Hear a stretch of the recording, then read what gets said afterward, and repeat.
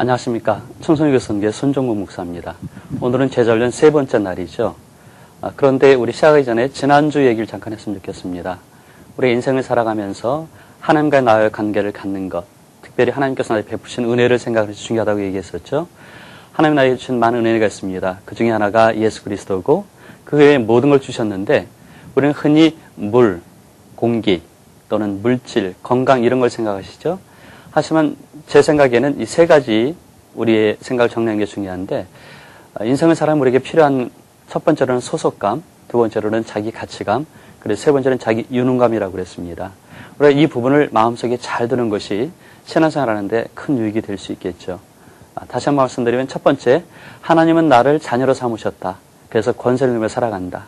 두 번째, 하나님은 나를 창조하셔서 가치 있다고 해주시고 두 번째, 예수 그리스도의 피값을 주고 나를 사셨기 때문에 나는 하나님께 정말 귀한 가치가 있다. 세 번째, 하나님께서는 우리에게 성령을 허락하셔서 우리를 정말 유능하게 만드셨다. 성령의 도우심을 따라 우리가 인생을 살아가면 신앙생활을 해나가면 하나님 앞에서 우리가 승리한 삶을 살 수 있다는 사실을 기억하는 것이었습니다. 숙제가 있었죠. 우리가 한밤중에 배를 방바닥에 깔고 그리고 엎드려서 열심히 편지 쓰는 것. 감사 편지 쓰는 것이 있었는데 어떻게 하셨는지 모르겠네요. 이 감사 편지를 쓰는 건 참 귀한 겁니다. 그리고 할 수 있으면 한번 읽어보시면 더 좋죠. 그리고 남들 앞에 간증하시면 정말 은혜가 될 겁니다. 이것을 우리가 할 수 있으면 한 달에 한 번씩 정지로 할 수 있으면 좋겠습니다. 그러면 하나님과 나의 관계가 점점 깊어져가는 것을 우리가 발견할 수 있겠죠. 자, 하나님과 우리의 관계를 더 깊게 하기 위한 또 하나의 모습이 있겠죠. 그 한 가지는 하나님의 말씀을 통해서 하나님을 배워 나가는 것입니다. 오늘은 세 번째 시간 하나님의 말씀에 대해서 함께 공부를 해보도록 그렇게 하겠습니다. 월드 이브닝이라는 그 잡지에 이런 일이 있었습니다. 미국 인디애나주에 있는 이브닝 월드라는 그 잡지인데 거기에 태양이 멈춘 이야기라는 제목의 기사가 있었습니다. 이런 얘기가 있었군요. 그 메릴랜드주 볼티모어에 있는 커터스 기계회사에 이런 일이 있었다고 합니다. 날마다 연구소의 컴퓨터 앞에서 지금부터 10만 년 전까지 소급하여 올라가면서 그동안의 태양 그리고 달의 궤도 진행에 대한 조사를 통해서 인공위성을 발사하는 데 필요한 궤도를 측정하는 그런 중이었는데 갑자기 컴퓨터가 멈췄대요. 컴퓨터는 이상이 없었습니다.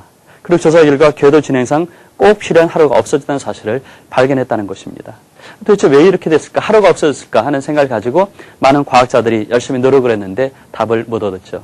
근데 그 와중에 교회 다니는 한 청년 과학자가 성경에 나타난 태양이 멈춘 사건을 생각을 하고 성경을 찾아서 여호와 시대를 컴퓨터로 조사를 했다고 합니다. 그랬더니 23시간 20분 동안 태양이 정지되었음을 밝혀냈다고 합니다. 이것은 여호수아서 10장 12절에서 14절에 나와 있는 사실이거든요. 그럼 나머지 40분은 어디 있을까?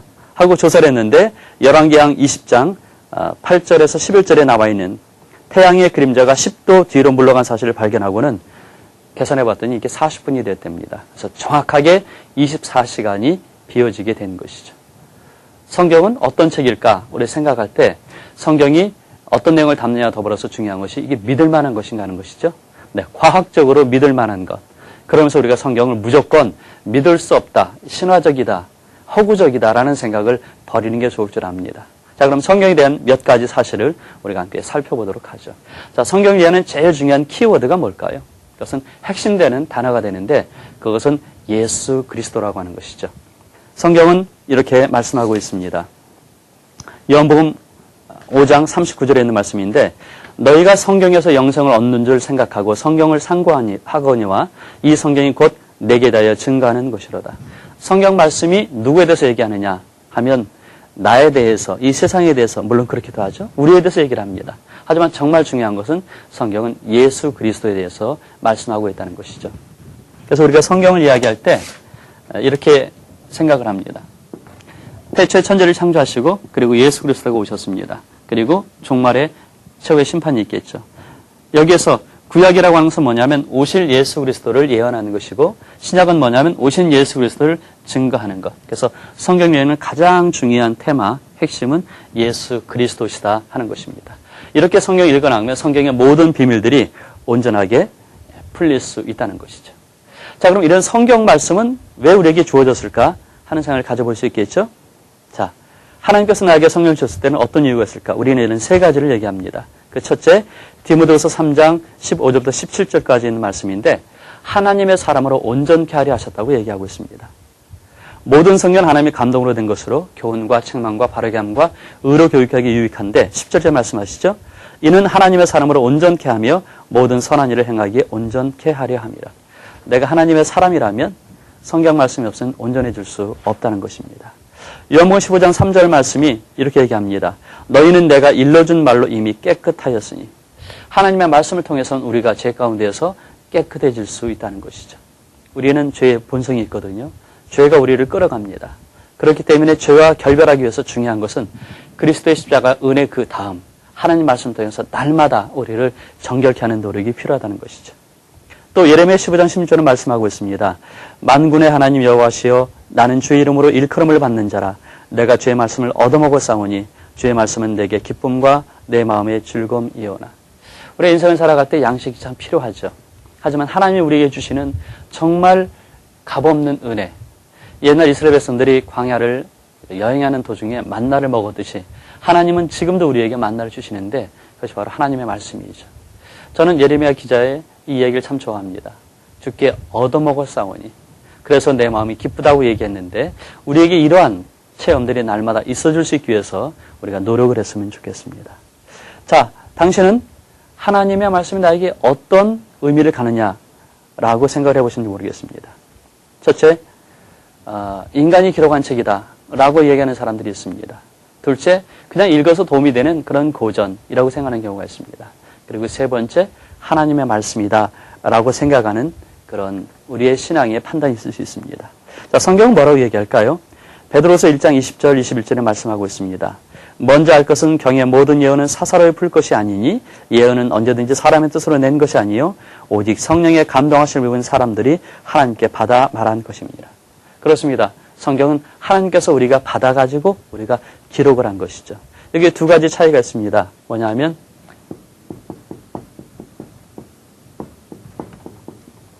저자와 기자인데 무슨 차이가 있을까요?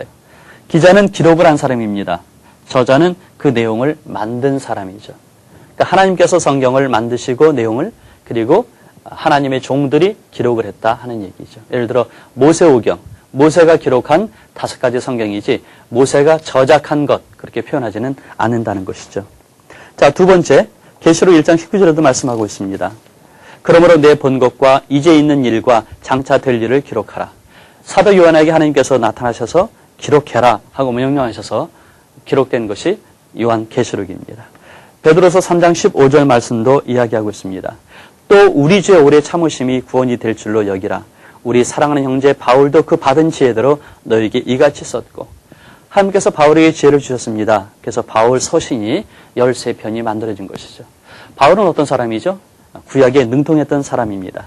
가말리엘 문화에서 율법을 잘 알았던 사람이죠. 뿐만 아니라 그는 헬라 사람입니다. 아버지가 유대인이었죠. 그래서 헬라의 문화 속에서 많은 걸 배운 사람이죠. 유대인이긴 하지만 이방 세계, 헬라 세계에 상당한 지위가 있었던 사람이었고 특별히 철학의 학문에 정통이었습니다. 만약에 베드로가 성경을 썼으면 바울 서신처럼 쓸 수 있었을까 하는 생각을 가져봅니다. 바울 서신, 베드로 전후서와 바울 서신과의 차이가 나타나는 거거든요. 그게 바로 바울의 지혜입니다. 그 지혜를 하나님께서 주신 것이죠. 하나님은 바울을 통해서 바울 서신을 기록하시는데 그의 손을 통해서뿐만 아니라 그의 지혜를 통해서 이런 역사를 하셨다는 것이죠. 디모데서 3장 10절을 말씀하고 있습니다. 우리가 잘 아는 것이죠. 모든 성경은 하나님의 감동으로 된 것으로. 중요한 얘기입니다. 모든 성경은 인간의 것이 아니라 하나님의 감동으로 인간을 통해서 기록되어졌다는 사실을 우리가 기억하면 좋을 것 같아요. 이런 얘기가 있습니다. 제가 잘 아는 목사님 한 분이 선교사에게 정말 열심을 하십니다. 그래서 이제 해외에 많은 곳에 선교지를 이렇게 개척하시고 교회를 세우시고 그리고 해마다 많은 선교비를 지원하십니다. 가끔 가다가 이제 둘러보시기 위해서 이렇게 돈을 가지고 가시죠. 그러니까 선교지에 헌금을 전달하십니다. 그럴 때 이제 집회도 인도하십니다. 그런데 이 목사님 집회를 인도하시면 그러면 많은 병자들이 일어난답니다. 저한테 물어봐요. 근데 목사님 참 희한한 건요. 우리 교회에서 제가 설교하면 병자가 이렇게 일어나는 일들이 거의 없습니다. 왜 그런지 아세요? 하고 질문하시더라고요. 왜 그럴까요? 하나님을 아는 것은 하나님의 계시의 말씀인데 그런데 이 말씀이 드러나지 않은 곳에서는 하나님께서 어쩔 수 없이 이적을 사용하시는 것이죠. 그래서 우리가 하나님을 알 수 있는 방법이 많이 있습니다. 환경을 통해서, 이적을 통해서, 하나님의 말씀을 통해서. 근데 하나님의 말씀이 우리에게 주는 특징이 무엇일까요? 예를 들어 제가 몸이 아팠습니다. 하나님 저를 좀 살려주세요. 간절히 기도하거든요. 그럼 하나님이 살려주십니다. 얼마나 감사한지. 하지만 그게 5년, 10년 지나면 우리 마음이 어떻죠? 내가 나을 때, 그땐 내가 나을 때가 됐으니까 나은 거지 뭐 하는 마음이, 믿음이 엷어지면서 그런 마음이 든다는 것이죠. 하지만 하나님 말씀은 어떨까요? 하나님 말씀은 세 가지의 특성을 갖습니다.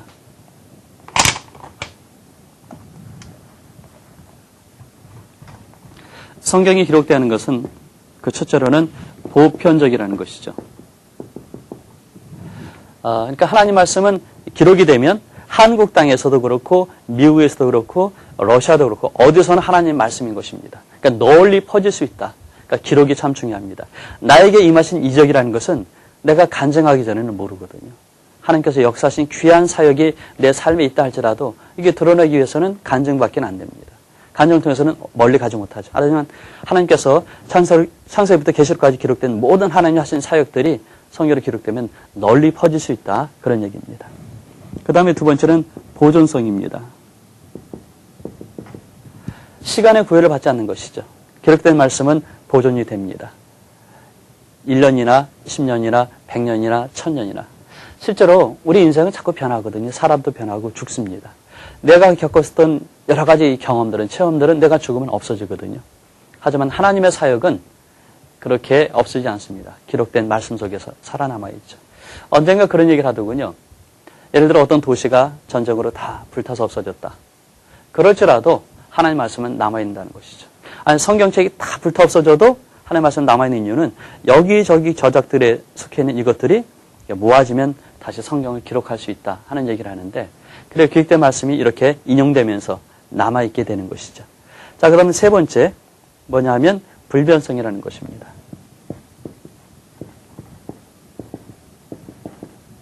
사람은 이랬다 저랬다 합니다. 오늘 제가 약속을 하죠. 이렇게 하겠습니다. 내일 약속을 지킬 수 있나요? 지킬 수 있겠죠. 그러면 1년 후, 10년 후 우리는 변하거든요. 원래 학설도 그렇습니다.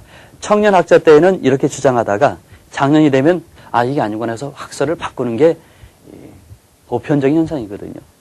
학자가 자기의 생각을 바꾼다는 건 이건 엄청난 자기에게 마이너스가 있음에도 불구하고 학자의 양심으로는 자꾸 바뀔 수밖에 없어요. 사람은 변할 수밖에 없습니다. 하지만 한번 기록된 말씀은 변하지 않는다는 것, 얼마나 중요한지 모르겠습니다. 우리 할아버지한테 하셨던 하나님 말씀이 우리 때 와서는 엉뚱해졌다, 변했다. 이건 말이 안 되는 거죠. 성경이 만약 기록되지 않았다면 얼마나 불편하고 어렵고 힘들었을까요? 그러면서 기록된 말씀을 본다는 것은 우리에게 엄청난 유익이 있습니다. 혹시 우리 마음속에 어떻습니까? 믿을 수 없다고요? 하나님 말씀이 정말 이해가 안 된다고요? 그래도 우리는 나름대로 노력을 하는 것이 필요할 줄 압니다. 자, 예를 들어서 성경 말씀을 믿을 수 없다고 생각할 때 우리는 과학적인 노력을 하는 사람들이 생각이 날 수 있습니다. 그 중에 하나가 성서 고고학이라고 말할 수 있겠죠.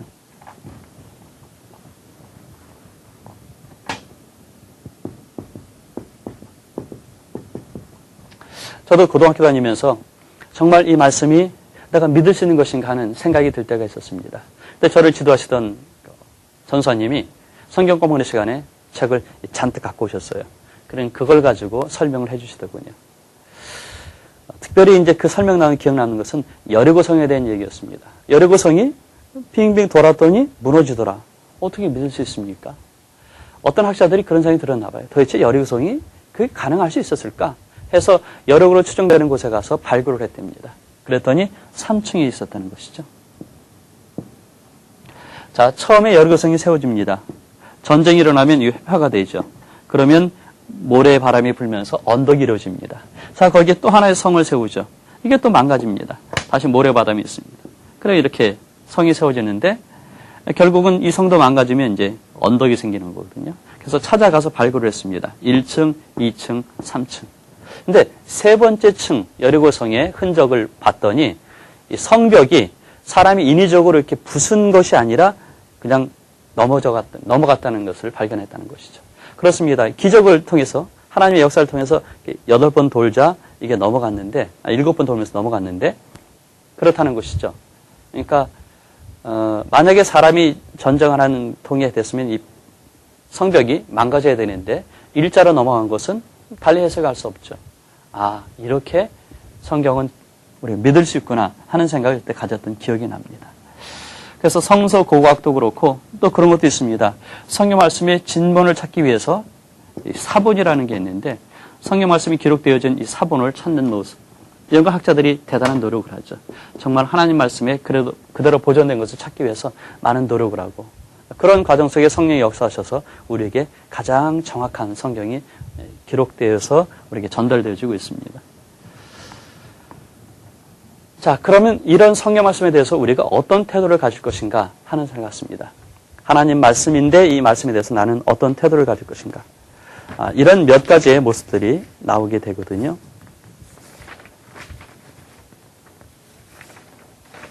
시편 119편에 보면 이런 말씀이 있습니다. 청년이 무엇으로 그 행실을 깨끗게 하리까 주의 말씀 따라 삼갈 것입니다. 사실 시편 119편은 전체가 다 성경 말씀과 관련된 구절들이 있거든요. 그 가운데 몇 개를 뽑아보면 우리가 해야 할 말들이 여러 가지 있습니다. 예를 들어 9절에 보면 청년 무엇으로 행실을 깨끗게 하리까 주의 말씀 따라 삼갈 것이니라. 그렇습니다. 하나님 말씀을 받는 우리들은 이 말씀을 따라 삼가자 하는 의지가 필요하다는 것이죠. 10절 말씀이 이렇습니다.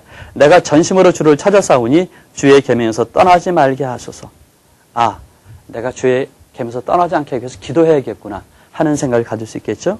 11절에 내가 주께 범죄치 아니하려 주의 말씀을 내 마음에 두었나이다. 아, 범죄하지 않게 해서는 내 마음에 두자. 내 마음에 두는 게 뭐죠? 그 다음에 12절에 말씀하고 있습니다. 찬송을 받으신 여호와여 주의 윤례를 내게 가르치셔서. 깨달아야 되겠는데 내 지혜로는 안 된다. 하나님 깨닫게 해주세요. 하고 성령의 도우심을 구하는 것이 필요하죠. 13절에 말합니다. 주의 입에 모든 규례를 나의 입술로 선포하였사오며. 내가 배웠습니까? 그렇게 실천합니까? 더 중요한 건 선포하는 것까지 있다는 것이죠. 그 다음에 14절에 내가 모든 재물을 즐거워함 같이 주의 증거의 도를 즐거워하였나이다. 하나님 말씀을 즐거워하는 마음을 우리가 스스로 가져야 됩니다. 15절에 내가 주의 법도를 묵상하며 주의 도에 주의하며. 법도를 내 마음속에 공부하고 마음속에 두었을 때 그걸로 끝나는 게 아닙니다. 묵상하는 것, 그것도 우리에게 필요하다는 것이죠. 주의 윤례를 즐거워하며 주의 말씀을 잊지 아니하리이다. 잊지 않게 한 노력들이 필요하다는 것이죠. 자, 이런 것들이 우리가 성경 말씀을 대할 때 우리가 해야 되는 태도가 될 수 있습니다. 자, 그럼 이걸 어떻게 우리가 할 수 있을까? 어떻게 훈련할 수 있을까? 할 때 손의 예화라는 것이 있습니다.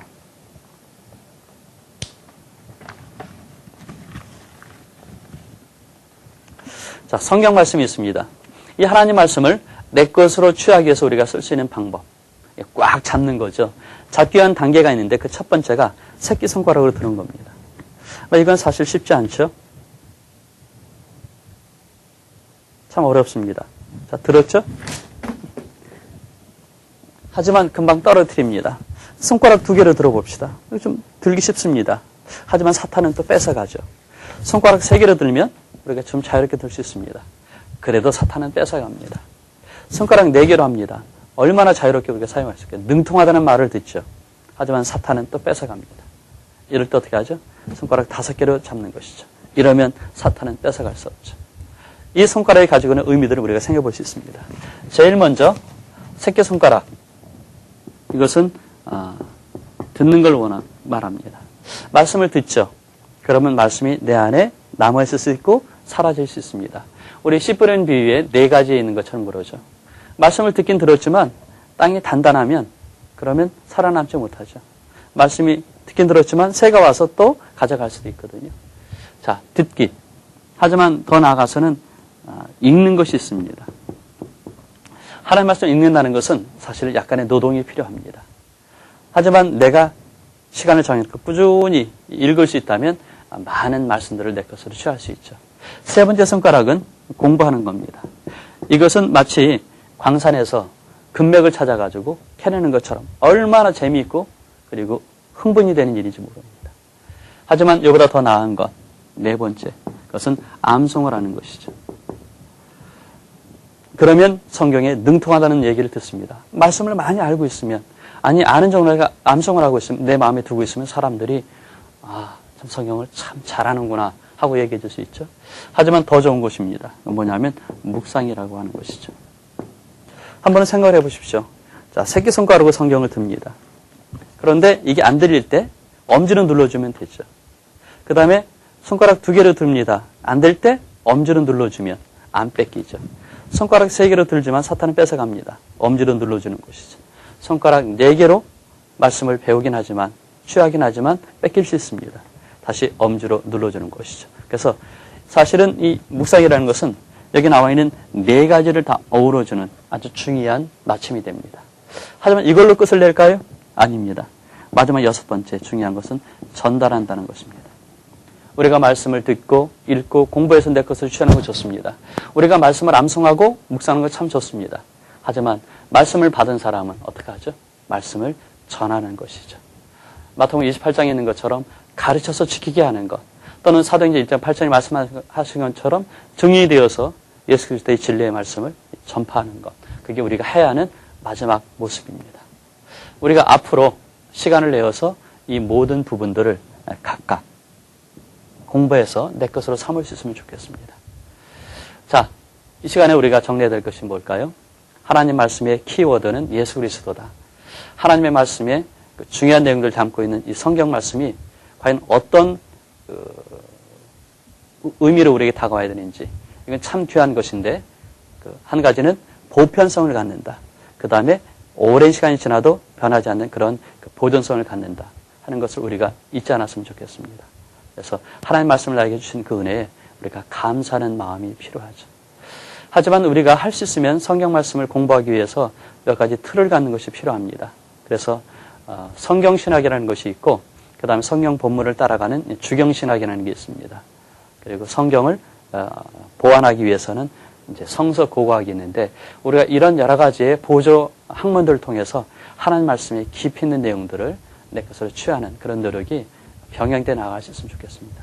하지만 더 중요한 것은 성경에 대한 이야기보다 성경을 직접 내 것으로 취하는 6가지의 방법들을 우리가 마음속에 두는 것, 그리고 노력하는 것이 중요한 줄 압니다.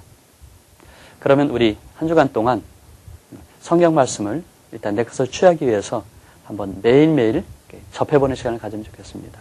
아마 우선적으로 우리가 하루에 석 장씩 성경이 읽는 그런 숙제를 가지면 어떨까요? 다음 주에 우리 다시 한번 만나서 성경 읽기와 성경 말씀 듣는 방법을 함께 공부해 보도록 하겠습니다. 오늘은 여기서 마치겠습니다.